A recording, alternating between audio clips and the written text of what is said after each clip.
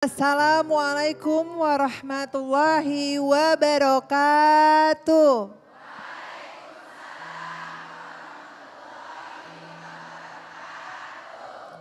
Selamat datang dalam program Kajian Hati bersama Ustadz Hilman Fauzi dan saya Fairuz Arafik yang akan menemani para jamaah yang ada di sini dan pemirsa yang ada di rumah dengan tema kita kali ini adalah cahaya surga terpancar dari wanita solihah. Masya Allah, tabarakallah ya Ustadz. Cahaya surga terpancar dari wanita solihah. Bagaimana Ustadz agar kita bisa mendekati bahkan bisa mendapatkan cahaya itu? Silahkan Ustadz. Bismillahirrahmanirrahim. Assalamualaikum warahmatullahi wabarakatuh.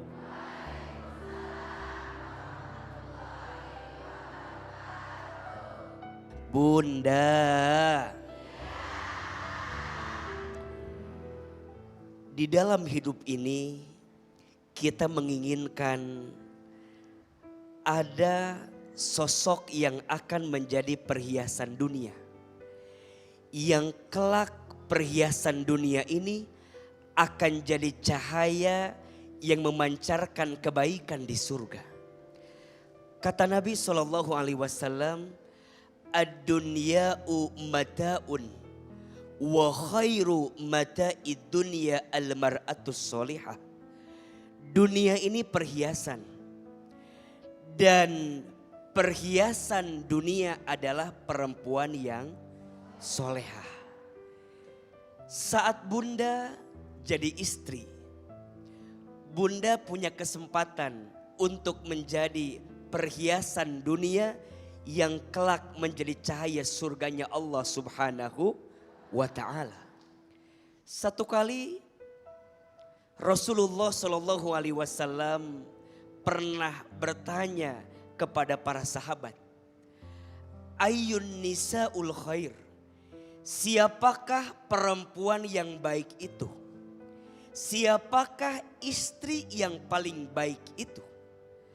Kemudian para sahabat menjawab, ya Rasul, bolehkah engkau beritahukan kepada kami siapakah perempuan yang baik itu, istri yang baik itu?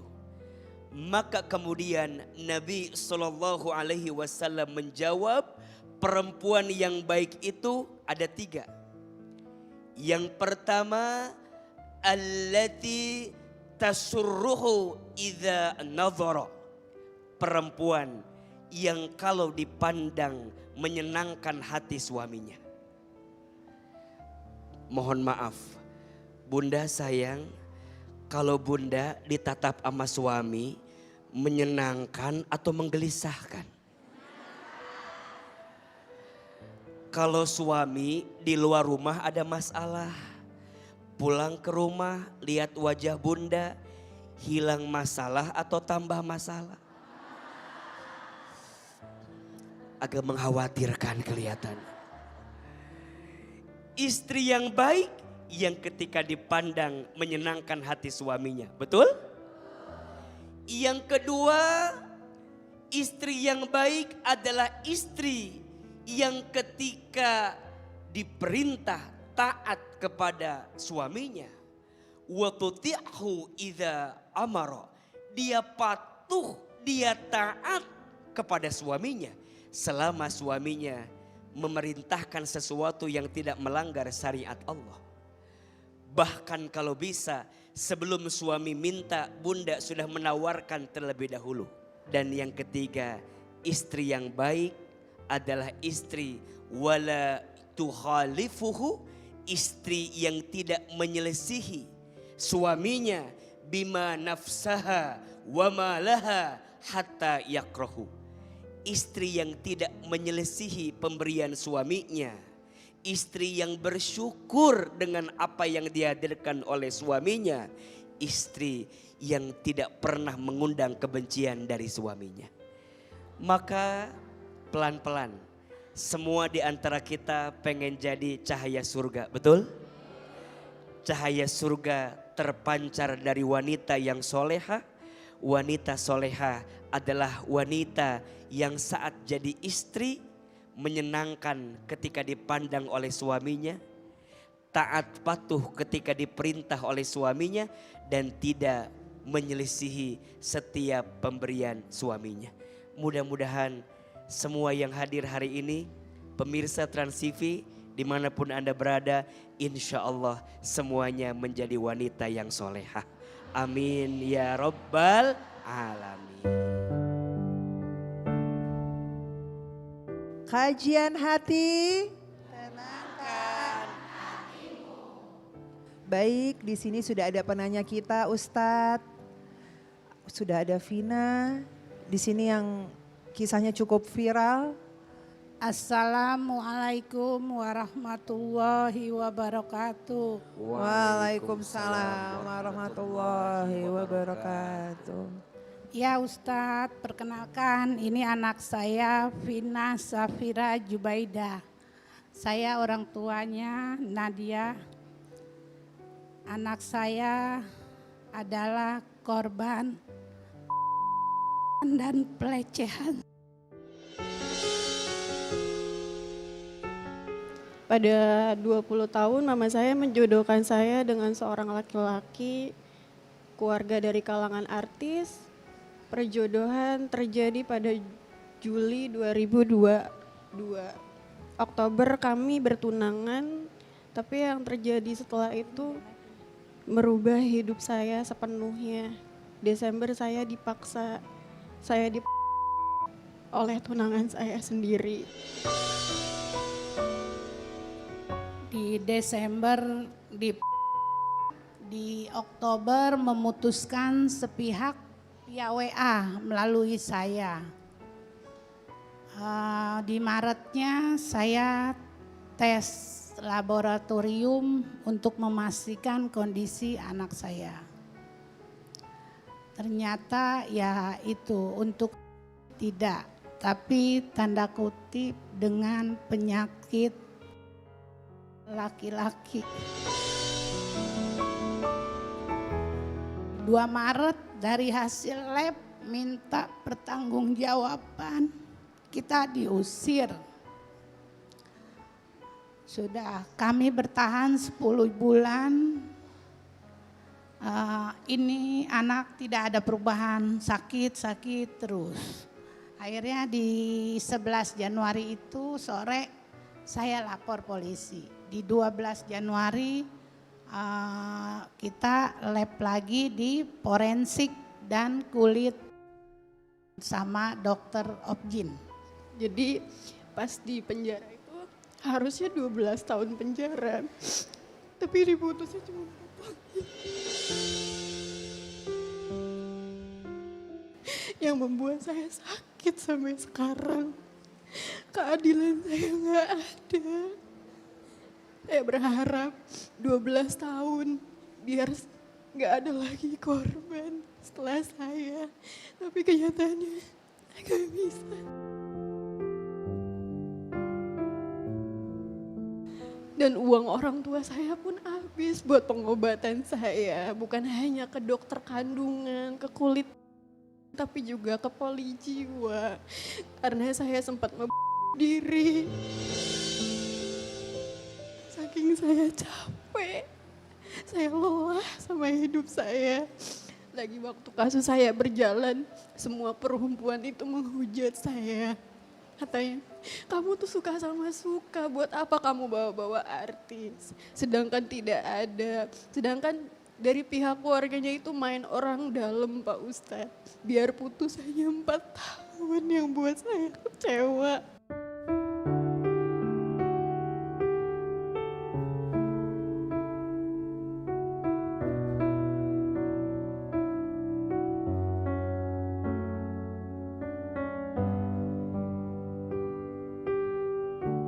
Terima kasih Ibu dan Kak Vina yang sudah bercerita di kajian hati hari ini. Di dalam Islam disebutkan sebagai dosa yang besar. Maka larangan berzina di dalam Al-Quran itu tidak langsung kalimatnya jangan berzina. Tapi kalimatnya wala taqrabuz zina. Janganlah engkau mendekati zina. Mendekatinya saja tidak boleh, apalagi melakukannya. Apalagi ini mohon maaf, merampas harga diri seseorang. Memaksa. Na'udzubillahi min dzalik. Maka ada dua catatan yang ingin Ahilman sampaikan terkait dengan kisah dan cerita dari Kafina. Yang pertama, untuk kita semua laki-laki, jangan pernah mengotori, merampas, dan menghancurkan harga diri perempuan karena nafsu semata yang engkau miliki. Setuju? Tadi udah bener hitbah, udah bener niat mau nikah. Kenapa harus dikotori? Melakukan hubungan suami istri sebelum menikah. Mohon maaf, tidak mungkin seseorang mendapatkan hasil yang baik kalau caranya tidak baik. Tidak mungkin seseorang mendapatkan hasil yang baik kalau prosesnya tidak baik. Maka dosa besar bagi seorang laki-laki yang merampas kehormatan perempuan. Dosa besar bagi seorang laki-laki yang menghancurkan, mengotori harga diri perempuan. Hendaknya dia mendapatkan ganjaran yang setimpal, hukuman yang setimpal, peringatan keras untuk setiap laki-laki. Jangan sampai menghancurkan harga diri perempuan. Peringatan keras untuk laki-laki agar tidak mudah mengotori perempuan. Dan ingat, perempuan itu makhluk yang mulia dan dimuliakan. Siapa saja yang sering merendahkan perempuan, maka jangan kaget, Allah akan rendahkan kehidupannya. Karena perempuan adalah makhluk yang dimuliakan oleh Allah Subhanahu wa ta'ala. Yang kedua, nasihat untuk perempuan. Harus pandai jaga diri. Harus pandai jaga hati. Jangan terlalu mudah menyerahkan hatimu kepada orang yang belum tentu menjadi takdirmu. Betul? Perempuan harus disibukkan dengan ilmu. Perempuan harus terjaga dengan agama. Insya Allah itu yang akan menjadikan engkau semakin mulia dalam hidup dunia ini. Perempuan itu mahkota berharga. Perempuan itu berlian mutiara. Perempuan itu perhiasan yang berharga. Cukuplah orang yang halal untukmu, yang berhak menyentuh dirimu. Mudah-mudahan setelah ini kita lebih pandai menjaga diri, lebih pandai memperbaiki diri, lebih pandai menutup tubuh kita agar tidak mengundang syahwat dari lawan jenis kita, dan lebih pandai bergaul dengan siapa agar kita bisa lebih menjaga diri kita. Wallahu a'lam bishawab. Kapina, Ibu, terima kasih sudah datang ke kajian hati. Insya Allah tidak ada lagi di luar sana kafina-kafina yang lain yang harus mendapatkan pelecehan seperti apa yang diceritakan hari ini. Semoga Allah menjaga kita semua dalam kebaikan. Amin ya rabbal alam. Aku trauma banget, takut. Sekarang bahkan masih takut banget, bahkan ngelihat laki-laki aja aku takut. Siapa lagi yang mau sama aku gitu kan? Apakah nantinya akan ada laki-laki yang menerima aku? Kan nggak mungkin kan, kita nggak tahu, mungkin takdir. Tapi kalau untuk selama 4 tahun ini berjalan dari 2022 sampai 2023 aku ditinggalin gitu aja, rasa sakitku sampai hari ini tuh masih ada. Aku cuma minta keadilan doang sih. Aku mau dia di penjara semaksimal mungkin, tapi nggak ada, tapi nggak bisa. Cuma 4 tahun doang, Mbak. Jadi semuanya perjuangan ibuku sampai sakit. Kami nggak bisa jualan kue lagi. Aku ini kan kerjanya ngebantu ibuku jualan. Kadang tuh aku sedih, maafin aku ya Mas.